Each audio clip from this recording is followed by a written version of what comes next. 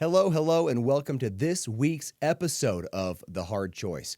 Simple steps for showing up. My name is Brad Draper. I am your host. This is going to be a fun one. I'm really excited for this episode. Who I bring to you today is somebody I've known for, this October will be 16 years, which is pretty awesome to think about. Got to move his mic over and get things right there. There we go. Now we're situated. We have Logan Darnell with us. Hey, everybody. This is Logan's very first experience. First time. On being on a podcast, probably on a mic like this. First time for everything. Yep. So Logan is visiting me from his hometown in Kentucky. To take you back a little bit, 16 years ago, I was a Christian missionary, which I've shared many times in this podcast. And when I was in Kentucky, I was serving in Logan's region. So while there, served the people, there was not many people, so I got to know all of them fairly well. I was there quite a long time, 7.5 months. For a religious missionary of my type, that's a long time. And I got to really know people, and I kept up with people because of technology today. For a long time, I only had social media, I only had Facebook, for keeping up with the people of Sulphurwell, Kentucky, specifically them. And Logan reached out to me in December and said that he wanted some coaching. He wanted to move forward in life. He wanted to advance from where he was at, and he saw where I was and wanted to know how I think and how I do things. So started mentoring, started coaching, started having bi-weekly calls. And how cool that has been. So Logan, welcome to the podcast. Thank you. And he did something 2 weeks ago, right? You finished LiveHard? Yeah, 2 weeks ago. So for those that don't know what 75 Hard is and LiveHard, 75 Hard is a 75-day boot camp to the LiveHard program. It takes an entire year. Walk us through a little bit. I know you had an experience when you first started 75 Hard and how that went with the storm. And then phase 3, basically the same storm. Walk us through this. What happened? So I decided to start 75 Hard June 26th, I believe it was. And woke up that morning ready to go, and a storm had come through that night, and it blew down a lot of trees. I couldn't even get out of my house, really, out of the driveway. So I had to start cutting trees out of the way. And I was still determined to do it. So I kept trying to plan, how am I going to plan the rest of my day so that I can get everything done for the 75 Hard. And the farther along I got in the day, the more time I didn't have. So by the end of it, I had failed day 1 of 75 Hard on my first attempt, day 1. And so I had to start again the second day, day 1 all over again. So I learned the first day the importance of planning, and that things can and will happen even though you have a plan. You have to navigate those, and I didn't do it very well the first time. And then on to phase 3. So there's phase 1, which is a 30-day cap after 75 Hard. Phase 2, which is another 30-day cap. And phase 3, which is a final 30-day cap, and which is the last 30 days of the, call it calendar year from the anniversary that you started. So we went into phase 3 for the last 30 days. So on phase 3, you have no second chances. You do it the last 30 days of the year, of the year leading up to your year, or you fail. So day 1, phase 3, wake up, and it's almost the exact same thing. No electric, no water. And another storm has come through. There's trees down again. So I have to come up with a plan. How am I going to do this? Because I'm not failing. This is the last 30 days leading up for LiveHard, so I'm not failing it. One way or another, everything is getting done today. So I get what I have to get done that morning, get the trees out of the way so I can get to work. And it's getting towards the end of the day, and I still don't have any water. So one of those steps is to take the cold shower. So I'm trying to figure out, what am I going to do? Am I going to somebody else's house I know has water? Do I have to jump in the creek for 5 minutes because it's going to be cold? What do I have to do? So I get home that night, and luckily we have power, we have water, everything has come back. So I'm able to get all my steps in. And at this point, you have 2 to 3 times more steps to do in your day than you did with the original 75 hard. But it was a late night, but I got it all done and finished. And how did that make you feel? It was... Completing that day 1 of phase 3, same storm, same situation, more work. I felt very accomplished and very grateful for the mental toughness that I had gained throughout that year, because the first storm of the first time starting 75 hard, I didn't have that. I didn't have the mental toughness to complete it no matter what. But when I got to the last 30 days, I had more mental toughness and more discipline, knowing that I was going to get it done one way or the other. I love that. I love the journey to which that took you down, starting as I got my son that's just standing right here, but he's joining us today. That's fine. Super fun. The journey you went from day 1, 75 hard, and just failing instantly over fairly minor trivial things. Mm-hmm. And then almost a year later, 30 days shy of a year later, same situation, same trial.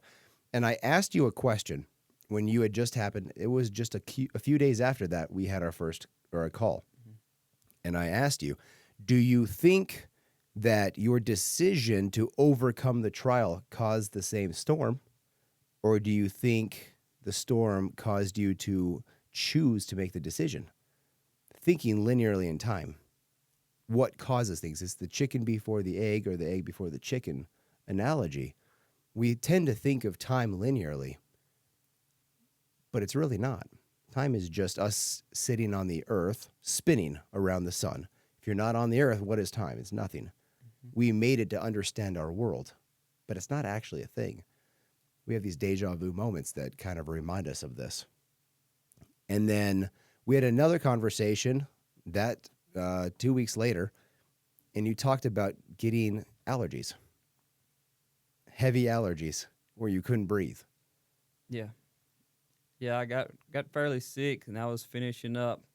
I think it was like day 15, 16 of the last 30 days. And it got pretty rough. I couldn't breathe, and you have to do 2 workouts. So I was like, I got to get this done. Another late night getting it all done, and it was a little bit slower, and my workouts probably wasn't the best workout I'd done that month, but that's not part of it. You have to get the workout in. So I got the workout in, even though it wasn't my best effort, but I was still able to accomplish that workout. And here's the coolest part about that story to me. When he was telling me this, he said, I had a realization recently. I was talking to a friend, coworker, whatever they were, I think a friend, and he was saying how he stayed home from work because he couldn't breathe because of the allergy bloom. Yeah. Or the bloom causing the allergies, I should say.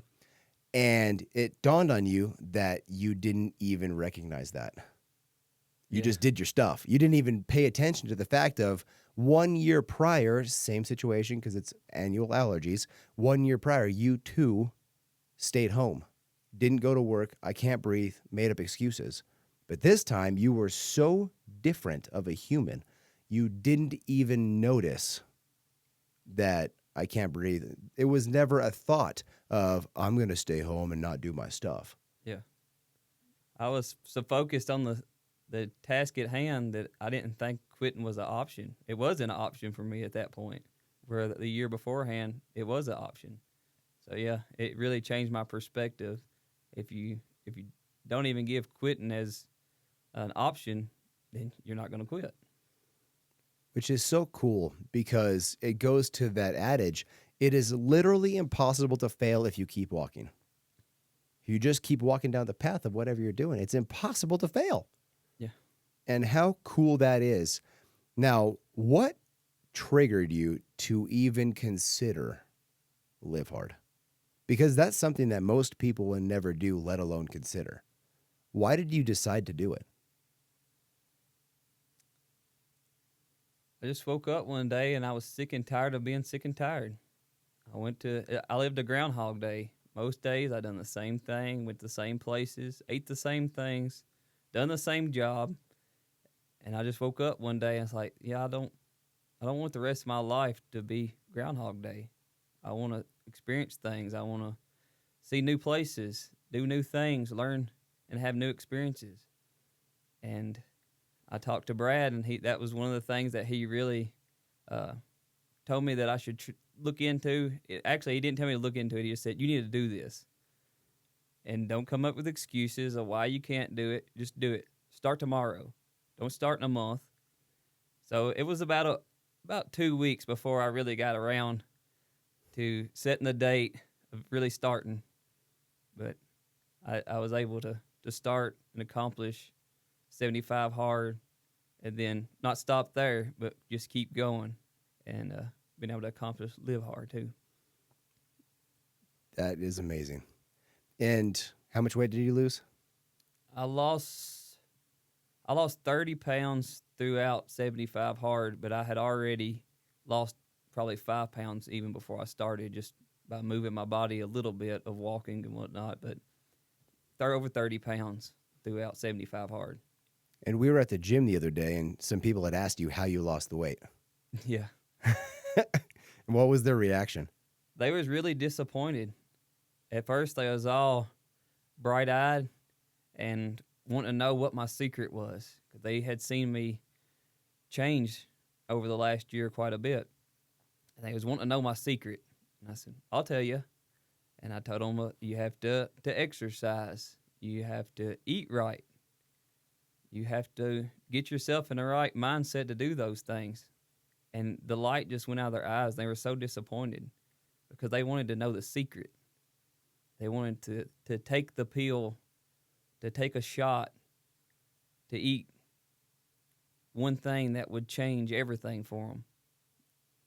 And the answer is even easier than that. It's an answer that we all know, but that's not what they want to do because that takes discipline. That takes fortitude and grit to get up every day and stay consistent with your workouts, even when you're not seeing anything happen. You're not seeing the scales move. For me, for the first month, I didn't really see the scales move much. But the next 50 days, 40 days, just every day I went in, I was down another pound, down another pound. And they just wanted the easy answer.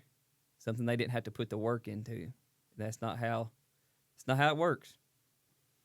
So you lost physically 35 pounds. You gained, I guarantee you lost actually more weight than that because you gained a whole load of muscle on top of it. Yeah. So you gained muscle, you lost weight or fat. So you probably lost closer to 50 pounds of body fat. Yeah. You look completely different. You don't wear the same clothes. You had to get new clothes, new suit, new everything. Because you're a new person. Mm-hmm.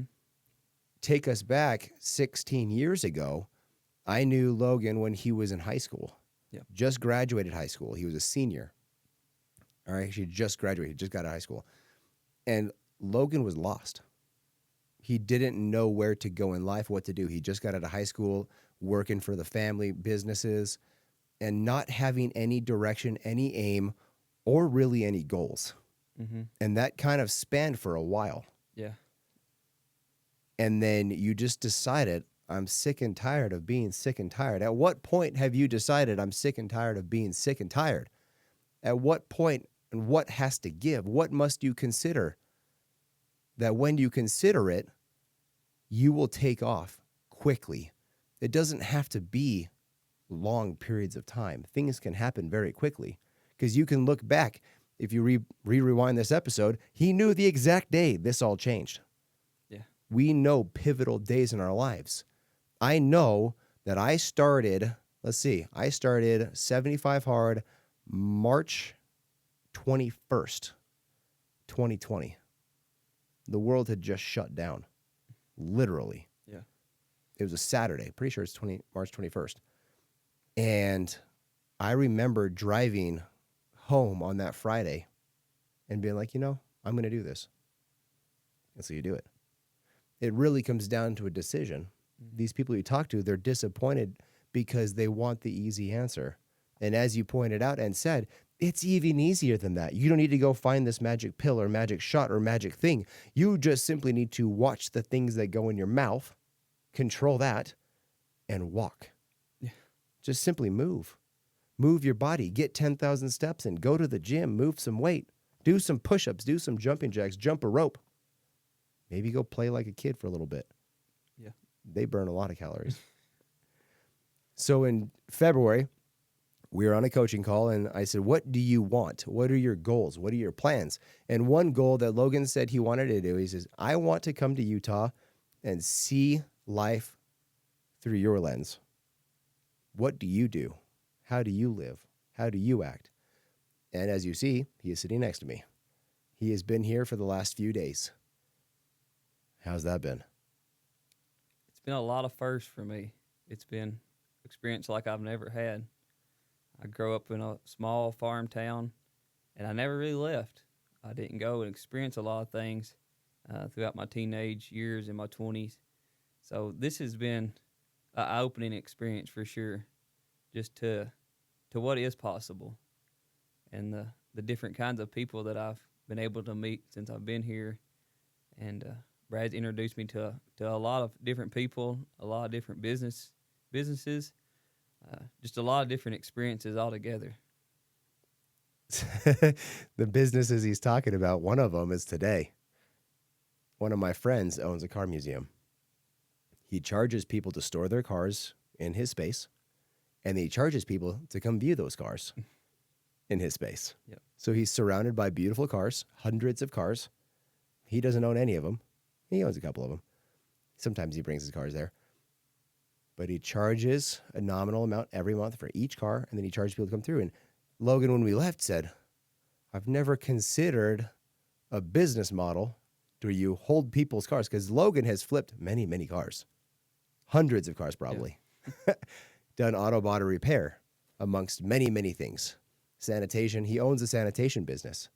And seeing, oh man, I'm seeing how much I'm working in my business and not on my business. Just by simply seeing these other business owners. He had the opportunity to mentor some businesses. And one of the people we mentored, he knew a bit about. Yeah. Because he uses the type of product that he was referring to. So he was able to give insight and realized he may not know a ton of things about business yet, but he knows enough to teach. How often are you teaching those around you, sharing your knowledge, sharing your insight? You may feel inadequate to do something, but in reality, you have all the tools in the world. Yeah, I felt that a lot during when we was mentoring the other businesses, because like Brad said, I don't know a lot about business. I know small town business, which is completely different than larger scale businesses, and I didn't have a lot of answers for them as far as marketing and management. But we all can use a lot of the products that they're selling, so all you have to put on is your consumer hat. And I was able to do that and see, how can this business be better? What would I like as a customer for it to be better? So we don't always have to be the smartest person on the subject to be able to give insights to somebody, because a lot of times they have blinders on and they're looking at specific things, and a fresh set of eyes comes in. You can see things that they necessarily didn't even consider. I love that. And how important it is to share. We went to the gym every day, and we kicked each other's butt. I mostly kicked his butt, while I kicked my own butt. And I was relaying to him that I got a personal trainer about 2 years ago, used them for about 6 months, and then transferred the account to my wife. And this personal trainer, I have been in the fitness industry for about as long as he'd been alive. And he came to me and said, what can I teach you that you don't already know? And my response was simple, which was another way. A way I have not yet considered, another lens and another view. And that's what Logan just relayed. He relayed his consumer hat from somebody that owns a farm. We were just talking about farmers, and he owns a farm in a different state. and how this product that this person we're mentoring sells, how he could have all these different things for his clients and his customer base. And that's just simply because Logan demonstrated another way. We sometimes, as he said, feel inadequate, but in reality, you are your own set of skills, your own set of experiences, your own unique person with your own unique talents that must be shared. Before we went in, I said, you may want to share things, and I encourage you to share them when they come to mind. And I do the same to you. How often are you in a space where you can share something, you can benefit somebody, you can move the needle for somebody in their business, in their life, their personal life, their family, whatever it is, but you hold back because you think you're inadequate? I can promise you that those thoughts are there for a reason, and that it's on you and your responsibility to share them. It's on your responsibility to make your environment better than you found it.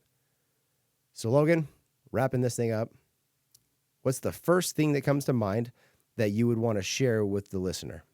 Naturally be the very first thing. Probably one of the first questions that you asked me on our first coaching call.